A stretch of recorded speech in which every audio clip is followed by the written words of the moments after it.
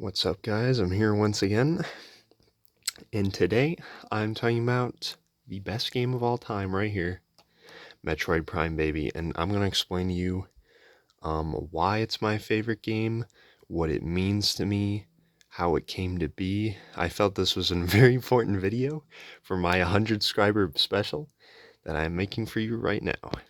Okay, so first of all, how I initially played this game was here on the GameCube, right? I have a GameCube and I've had it ever since I was like 4 or 5 years old.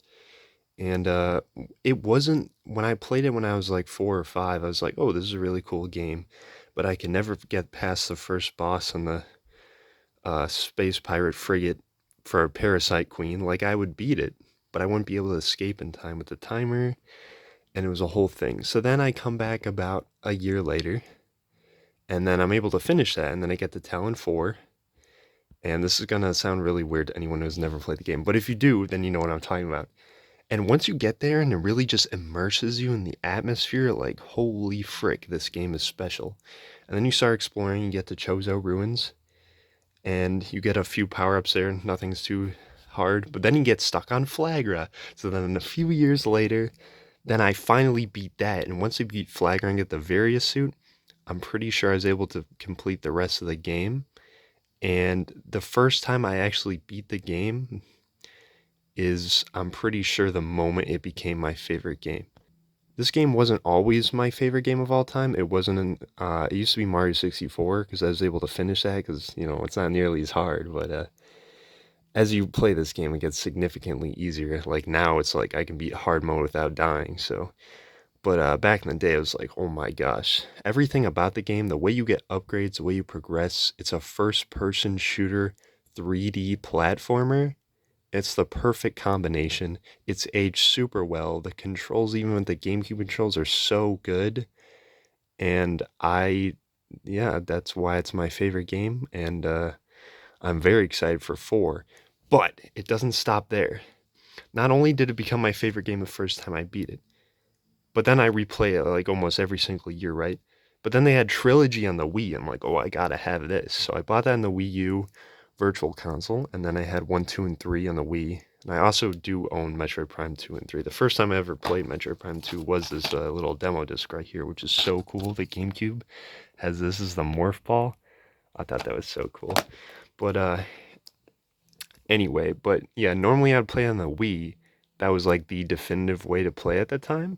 So this version didn't really play too much, but I always kept it because, it's a peak game. Come on now, guys. But when they released this bad boy last year, oh my gosh.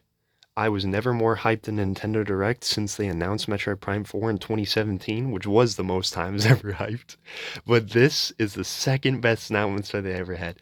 To have a new peak version of the best game ever on the Switch in HD. It looks beautiful. It runs masterfully. And not only can I have it and play it like this, but other people can, and they actually know what the game is because it's on a modern platform that a ton of people own, millions of people. I think this sold pretty well. I don't think it sold as quite as well as Metroid Dread did on the Switch, but even the original here sold a little over 1 million copies, which is really good for Metroid. And I think it was the best selling until Dread became the best selling, and this was probably like the second best selling now. I have no idea. But anyway, the important thing is that this even exists. The whole quest of getting this, oh my gosh. I ended up getting the digital version first, and then when I tried to get it 2 weeks later for the physical, I was not able to because they did not have a lot of stock. It was very hard to get in store, even if you went there on release day, so you had to pre order it. So it wasn't until later that my friend actually bought me this. Z Town, who's here on YouTube, I'll link him in the description. But he got me the sealed version later on that I was going to get anyway, but I just didn't get around to it. So now I have a sealed version of this game that I will never open. It'll be like 20, 30 years later when I have an adopted child. I'm like, see this game, son? This is the best game ever made. And then I explain the whole story. It'll be a whole shebang. I would have more to say, but I don't know. It's kind of weird to talk about when you're not familiar with the game at all. Like if you have played the game, it's very easy to talk about the entire game. I have the whole map literally memorized, but just as a whole, this game right here, there's nothing better, I'm telling you. But if you're a fan of first-person shooters and 3D platformers, or both, this is literally the perfect game made for you. There's no other game that I feel that can really just suck you in and immerse you quite like this one. Like there's really good games like Peak 3 Reload, another banger, but this is a classic right here from 2002.